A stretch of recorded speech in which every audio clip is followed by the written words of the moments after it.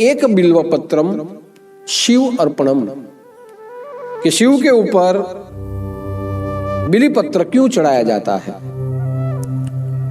शिव के ऊपर दूसरे सभी पुष्पों से ज्यादा भी बिली पत्र को ही क्यों अर्पण किया जाता है। बेल पत्र में ऐसा क्या प्रभाव है जो प्रभाव शिव को आकर्षित करता है, या बेल पत्र चढ़ाने से हमारे जीवन में कौन से प्रभाव उत्पन्न होते हैं, यह जानना ही आज का रहस्य है। क्योंकि जैसे दूध चढ़ाना, जैसे पानी चढ़ाना, जैसे पंचामृत चढ़ाना हमारे स्वास्थ्य के लिए लाभदायी है, हमारे योग मार्ग के लिए अति उत्तम है, और हमारी मनोकामना पूर्ति के लिए जो संजीवनी है, ठीक उसी प्रकार बेलपत्र भी हमारे जीवन के लिए संजीवनी बूटी के समान है।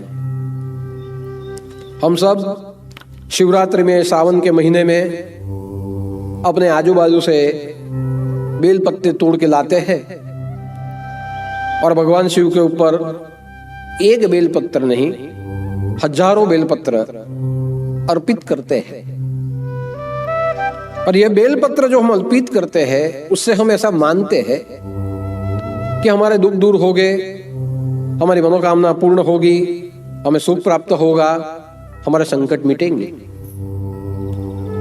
लेकिन ये तो सब हमारी मान्यता है।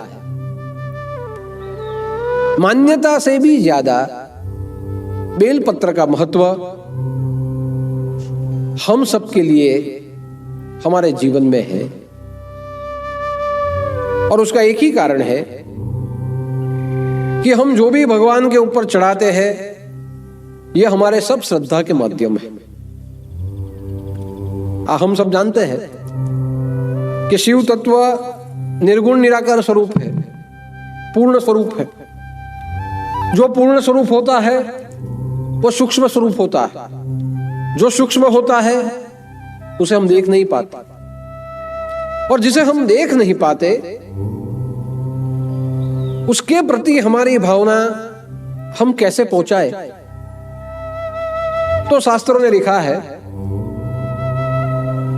कि जो सर्वव्यापी है वहां तक हमारी भावना अगर हमें पहुंचानी हो तो प्रकृति की कई वस्तुएं हमें माध्यम के रूप में उनको अर्पण करनी हो। प्रकृति की वस्तुएं जब उन्हें माध्यम के रूप में अर्पण होगी, हमारी भावना उसके साथ जुड़ेगी, तो सर्वव्यापी तत्व उसका स्वीकार कर लेगा। और इसीलिए फल, फूल, पुष्प, पत्र, मिठाई, प्रसाद हम हमारी भावनाओं के माध्यम के रूप में भगवान को अर्पित करते हैं। और जहां भावनाओं के माध्यम में हम अर्पित करें, वहां स्वाभाविक है कि हमारा जो ये देह जगत है, ये देह जगत मनोजगत तक ही सीमित है। इसलिए यह देह अपने कष्टों का निवारण अपने मन से करना चाहता है, क्योंकि देह की सीमा मन तक है। लेकिन यह देह में जो देव बसा है उसकी सीमा मन से भी ऊपर है। इसलिए हम जो भी कुछ अर्पण करते हैं, यह केवल और केवल हमारी भावनाओं के माध्यम है। लेकिन जहां भावना जुड़ती है वहां शब्द भी जुड़ जाते हैं। इसलिए जब हम कुछ चढ़ाए तो शब्दों से स्तुति करते हैं, हम कुछ चढ़ाए तो मन से विचार करते हैं। विचार और शब्द जब वस्तु के माध्यम के साथ जुड़ जाए तो वह वस्तु अपने आप प्रसाद का रूप धारण कर लेती है। इसलिए आज का माध्यम है बिलीपत्र। बिलीपत्र के माध्यम के साथ हमारे शब्द भी जुड़े हैं और हमारे मनोभाव भी जुड़े हैं। ऐसा कहा जाता है कि जब समुद्र मंथन हुआ और समुद्र मंथन जब हुआ तो उसमें से हलाहल विष प्रकट हुआ। जैसे हलाहल विष प्रकट हुआ, दानवों ने और देवताओं ने उसे पीने से मना कर दिया। यह विष समुद्र से उछलते हुए निकल रहा था, उबलते हुए यह पूरे सृष्टि पे बहने लगा। सभी जीव मात्र के प्राण संकट में आए। सभी ने भगवान शिव की स्तुति की। भगवान शिव प्रसन्न हुए और भगवान शिव ने निर्णय लिया कि यह जो विष है उसका मैं प्राशन कर लूंगा। जैसे ही भगवान शिव ने हलाहल विष का कटोरा अपने हाथ में लिया, वह कटोरा अपने अधरों तक लाया और अपने अधरों के द्वारा अपने गले में जब उतार दिया तो हमने जाना कि विष की पीड़ा, विष की जलन भगवान शिव के शरीर में होने लगी। भगवान शिव के शरीर में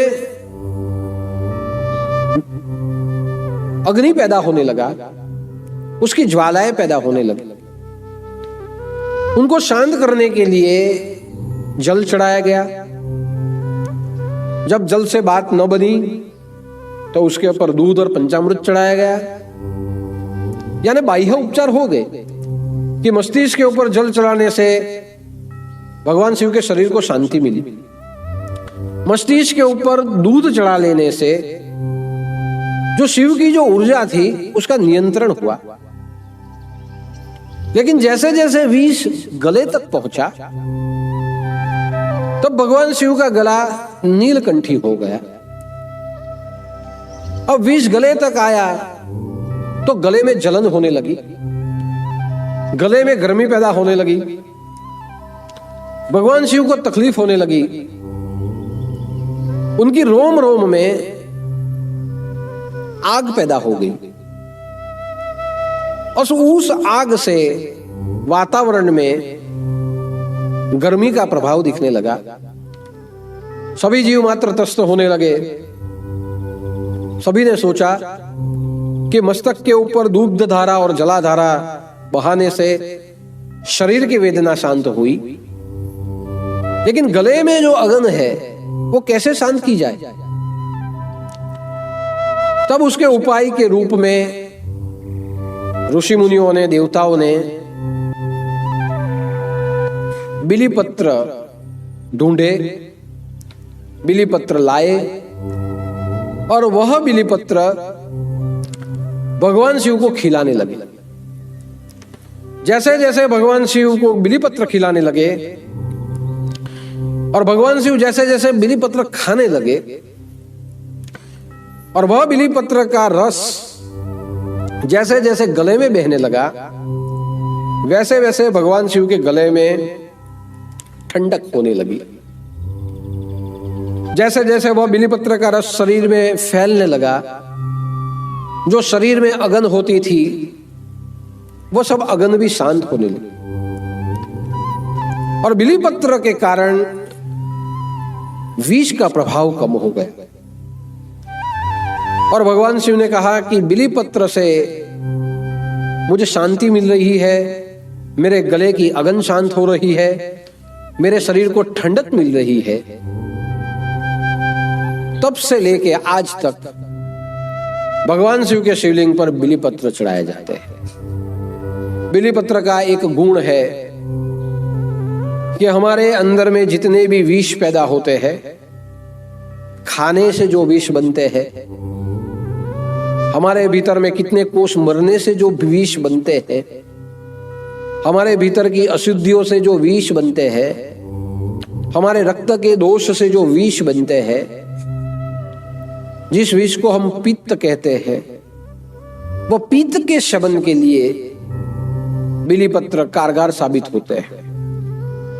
जिस बिलीपत्र के प्रभाव से हलाहल जहर की अगन शांत हो जाती हो,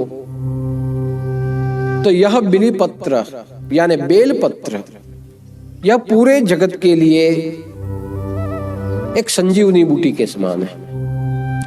और तभी से परंपरा चली आई कि भगवान शिव के शिवलिंग पर बिलीपत्र चढ़ाने से भगवान शिव प्रसन्न होते हैं। और क्यों नहीं होंगे? जब भगवान की जलन शांत हो जाती है तो स्वाभाविक है कि भगवान प्रसन्न होंगे ही होंगे। जैसे हमारे जीवन की तकलीफें मिट जाती है तो हम आनंदित हो जाते हैं, दुख से मुक्त हो जाने के बाद हम सुखी हो जाते हैं। ठीक वैसे ही ये बिलीपत्र चढ़ाने से भगवान शिव प्रसन्न हो जाते हैं।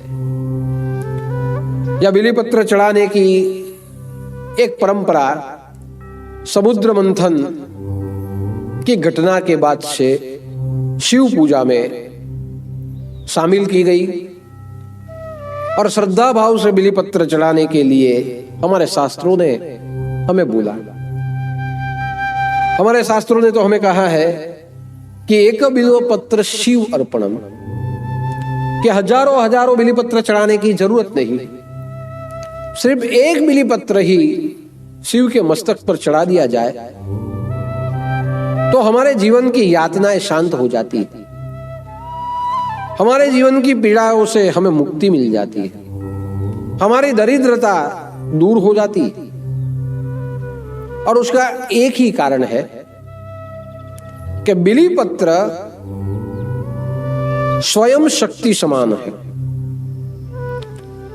बिलीपत्र की उत्पत्ति ही शक्ति के द्वारा हुई है। बिलीपत्र की उत्पत्ति जब हुई तो महाशक्ति ने अपने अंग से बिलीपत्र उत्पन्न किया था। इसलिए बिलीपत्र को शक्ति के रूप में देखा जाता है। बिलीपत्र त्रिशक्ति के समान है और इसीलिए बिलीपत्र लक्ष्मी स्वरूप भी है और पार्वती स्वरूप भी है। सतयुग के समय में एक घटना घटित हुई कि माता लक्ष्मी, महालक्ष्मी, भगवान विष्णु को पति के रूप में प्राप्त करने के लिए तपश्चर्या करने लगी। वो तपश्चर्या करते करते अनेक वर्ष बीत गए। माता लक्ष्मी जिस इष्ट देवता की तपश्चर्या करती थी वह इष्ट देवता भगवान शिव थे। माता लक्ष्मी ऐसा सोचती थी कि मैं तपश्चर्या करूंगी, शिव को प्रसन्न करूंगी, और शिव जब मुझे कहे कि वर मांगो तो मैं कोई वस्तु के रूप में वर नहीं मांगूंगी, मैं कोई द्रव्य के रूप में वर नहीं मांगूंगी, मैं पति के रूप में वर मांगूंगी। और मैं कहूंगी कि मेरे पति के रूप में मुझे विष्णु भगवान चाहिए।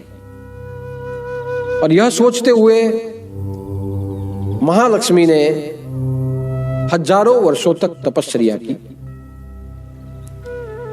मां लक्ष्मी का नियम था कि वो 1000 कमल लेके आती थी और एक एक कमल भगवान शिव के ऊपर अर्पण करती थी। हजारों सालों तक उसने उपवास किए और अपनी भावना के माध्यम में कमल फूल को भगवान शिव के ऊपर चढ़ाती थी कि मैं कमल फूल चढ़ा रही हूं, भगवान मेरे मन की भावना है कि मुझे पति के रूप में विष्णु की प्राप्ति हो जाए। तो कमल फल वस्तु है, हमारे अंदर के विचार भावना है। और पंचाक्षर मंत्र का जाप करते हुए ओम नमः शिवाय ये पंचाक्षर मंत्र का जाप ये शब्द है, यानी शब्द का स्फुरण होना, साथ में मन की भावना यानी विचारों का साथ में होना, और वस्तु के रूप में कमल का फूल एक माध्यम होना। यह तीन माध्यमों से माता लक्ष्मी शिव के ऊपर हर रोज 1000 कमल फूल चढ़ाती थी और भगवान शिव से विष्णु की प्राप्ति के लिए तप करती थी। एक बार भगवान शिव ने सोचा कि महालक्ष्मी कितने वर्षों से, हजारों सालों से ये तप कर रही है, चलो आज मैं उसकी कसौटी करता हूं कि यह तप में वो परिपूर्ण होती है कि नहीं। भगवान शिव ने क्या किया, जो 1000 कमल फल रखे थे उसमें से एक कमल फल को चुरा लिया। माता लक्ष्मी नियम से एक एक फूल चढ़ाने लगी। 999 कमल के फूल तो चढ़ गए और माता को ख्याल आया, देवी को, कि मैंने 999 चढ़ाया है, मैं लाई थी 1000, तो एक कहां चला गया, एक कैसे चोरी हो गया। और जब तक एक नहीं मिलता तब तक मेरा तप अपूर्ण रहेगा, तो कैसे भी करते हुए मुझे एक कमल भगवान के ऊपर चढ़ाना। पूरी सृष्टि उन्होंने ढूंढा कि किस तालाब में कमल मिल जाए, किसी भी तालाब में कमल नहीं मिले। अब महालक्ष्मी सोचने लगी कि हजारों साल से मैं तप कर रही हूं, आज तक ऐसा नहीं हुआ, और आज एक फूल के लिए मेरा तप बाकी रह जाएगा। मां भगवती ने सोचा क्या करूं, तो माता के मन में विचार आया कि एक काम करती हूं, ये जो स्तन है, यह स्तन को भी कमल की उपमा दी गई है, तो मेरा दाहिना स्तन में काट के भगवान को अर्पण कर देती हूं और भगवान को अर्पण करते हुए कहूंगी कि मुझे आज एक कमल नहीं मिला, तो मैं मेरा एक स्तन मैं तुम्हें कमल के रूप में अर्पण करती हूं। महालक्ष्मी ने अपना दाहिना कमल काट दिया, दाहिना स्तन काटा, और वह स्तन शिव के ऊपर चढ़ाने लगे। भगवान शिव शिवलिंग से प्रकट हो गए और भगवान शिव ने पूछा कि बताइए मां, इतने सालों से क्यों तप कर रही हो? तप के पीछे का भावार्थ क्या है? तब महालक्ष्मी ने कहा कि मुझे पति के रूप में विष्णु की प्राप्ति हो जाए, इसीलिए मैं ये तप करती थी। आज मेरा तप अधूरा रहने वाला था क्योंकि एक फूल मुझे नहीं मिला, तो मैंने सोचा कि मेरा दायां स्तन काट के, इसे भी कमल की उपमा दी गई है, तो मैं मेरा दायां स्तन काट के मैं आपको अर्पित कर दूंगी कमल के रूप में, और वो मैं जब करूंगी तो मेरी पूजा खंडित नहीं होगी। भगवान शिव प्रसन्न हो गए और भगवान शिव ने कहा कि मां, मैं तेरी भक्ति से प्रसन्न हुआ हूं, जाओ मैं तुम्हें आशीर्वाद देता हूं कि सदा के लिए विष्णु तुम्हें पति के रूप में प्राप्त हो जाएंगे, और ये जो दाहिना कमल, दाहिना स्तन तूने मुझे अर्पण किया है, उसके जगह मैं तुम्हें एक दिव्य स्तन दे देता हूं। भगवान शिव की कृपा से मां को दिव्य स्तन की प्राप्ति हुई, विष्णु भगवान की प्राप्ति हुई, भगवान शिव अदृश्य हो गए। अब मां ने सोचा कि मैंने मेरे शरीर का एक अंग काट के भगवान को अर्पण कर दिया है, मुझे जो मिलना था वो तो मिल गया, लेकिन ये जो मैंने काट के अर्पण किया है, इसका मैं क्या करूं? तो महालक्ष्मी ने अपना स्तन जमीन के अंदर पृथ्वी में गाड़ दिया। जैसे वो स्तन पृथ्वी में गाड़ दिया, उसी जगह से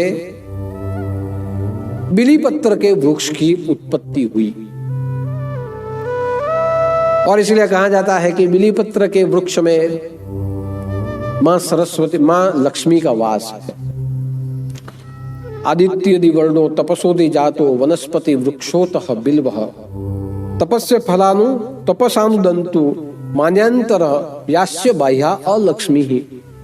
कि श्री सूक्तम में श्लोक में लिखा गया है कि तप के प्रभाव से आदित्य वर्णो, सूर्य के समान प्रकाशमान, तपसोदि जातो वनस्पति वृक्षोतः बिल्वः, कि तप के प्रभाव से, सूर्य समान तप के प्रभाव से एक वृक्ष उत्पन्न हुआ। उस वृक्ष में से वनस्पति वृक्षोतः बिल्वः, जो फल पैदा हुआ वो फल था बिली फल। ये बिलीपत्र का जो फल होता है उसे हम बिली का फल कहते हैं। वो बिल्व फल, उसे बोला गया है श्रीफल।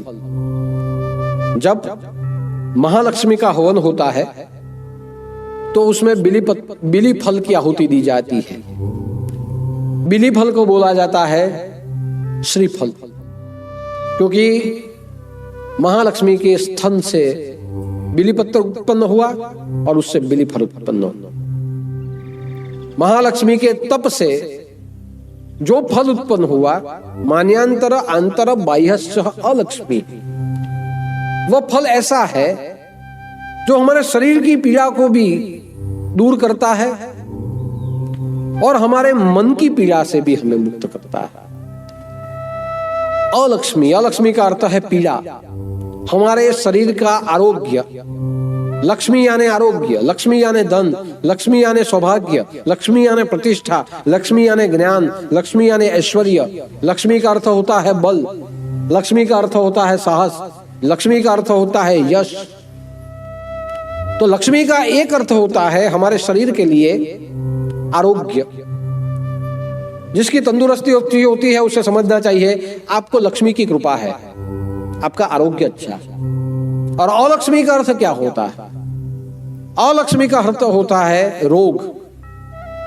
लक्ष्मी यानी आरोग्य और रोग यानी अलक्ष्मी, जहां आरोग्य नहीं है वह। तो हमारे अंदर और बाहर जो दरिद्रता है, हमारे जीवन की दरिद्रता और हमारे शरीर के अंदर के रोग, यह बिलीपत्र की कृपा से उसमें से हमें मुक्ति मिलती है। इसीलिए बिली फल को श्रीफल कहा जाता है।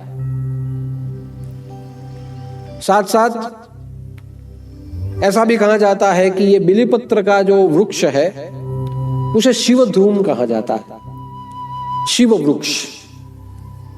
उसे शिव वृक्ष इसलिए कहा जाता है कि बिलीपत्र की उत्पत्ति पार्वती से भी हुई थी। देखिए यहां दो कथाएं, ये दो कथा जहां सौभाग्य मिले, आरोग्य मिले, जहां वैभव मिले, वहां आप समझ लीजिए कि लक्ष्मी की कृपा, बिलीपत्र, बिल्व फल। और बिलीपत्र की दूसरी कथा है कि बिलीपत्र की उत्पत्ति पार्वती से भी हुई थी। एक बार पार्वती कैलाश के ऊपर बैठी थी, भगवान शिव की सेवा कर रही थी और माता पार्वती के ललाट से प्रस्वेद हुआ, पसीना निकलने लगा। सेवा करते हुए जैसे हम कोई काम करते हैं, हमारा पसीना निकलता है तो स्वाभाविक है कि हर बार हमारे पास रुमाल नहीं होता, नैपकिन नहीं होता, तो हम क्या करते हैं, अपने हाथ से पसीना फेंक देते। वो सेवा काम में इतनी मग्न थी कि उनके ललाट से पसीना, प्रस्वेद निकला। यह प्रस्वेद को अपनी उंगली से उन्होंने फेंक दिया, निकाला और फेंका। जैसे प्रस्वेद फेंका गया वैसे वह प्रस्वेद मंदराचल पर्वत के ऊपर उसके छींटे गिरे। उस छींटे में से बिलीपत्र वृक्ष की उत्पत्ति हुई। और ऐसे कहा गया कि इस बिलीपत्र के वृक्ष में पार्वती भी है, लक्ष्मी भी है, इसके फल में कात्यायनी भी है, इसके अंग में दक्षायणी भी है। सभी देवियों का समावेश एक बिलीपत्र के 3 पन्नों में उसके पूरे वृक्ष में हो जाता है। इसलिए पार्वती के द्वारा भी बिलीपत्र उत्पन्न हुआ। पार्वती के द्वारा जो बिलीपत्र उत्पन्न हुआ वो भी बिलीपत्र आरोग्य के लिए, प्रतिष्ठा के लिए, और मेरा ऐसा मानना है हमारे जीवन के कुंडलिनी उत्थान के लिए भी यह बिलीपत्र का महत्व होता है। यानी बिलीपत्र की उत्पत्ति शक्तियों के द्वारा हुई है। एक शक्ति है महालक्ष्मी और दूसरी शक्ति है पार्वती। महालक्ष्मी ने तप करते हुए, अपना अंगदान करते हुए शिव को प्रसन्न किया था। इसलिए भगवान शिव ने कहा था कि यह जो बिलीपत्र का वृक्ष है वो मुझे बहुत प्रिय है। क्यों? क्योंकि लक्ष्मी जी की उपासना से यह प्रकट हुआ है। और बाद में भगवान शिव ने कहा कि यह बिलीपत्र को मैं इसीलिए धारण करता हूं कि यह बिलीपत्र पार्वती के प्रस्वेद से भी उत्पन्न हुआ है, इसलिए यह बिलीपत्र में पार्वती का प्रतिबिंब है। शिव को प्रिय है पार्वती। पार्वती के प्रस्वेद से जो बिलीपत्र उत्पन्न हुआ उसमें पार्वती का प्रतिबिंब माना गया। तो जहां पार्वती का प्रतिबिंब है वह बिलीपत्र मुझ पर जब चढ़ाए तो मैं प्रसन्न होता हूं। क्यों? क्योंकि पार्वती मेरी शक्ति है। और यही बिलीपत्र जब चढ़ाए तो लक्ष्मी ने मुझे अपना अंगदान करते हुए प्रसन्न किया था। इसलिए ये बिलीपत्र मां लक्ष्मी के कारण भी मुझे अति प्रिय है। जब लक्ष्मी का स्मरण करते हुए आप बिलीपत्र चढ़ाओ तो भगवान प्रसन्न हो जाते हैं, और पार्वती का स्मरण करते हुए जब आप बिलीपत्र चढ़ाओ तो भगवान त्रिदलम त्रिगुणाकारम त्रिनेत्रम च त्रिधायुतम त्रिजन्म पाप संहारम एक बिल्वम शिवार्पण, तब भगवान हमारे आदि व्याधि और उपाधि को नष्ट कर देते हैं।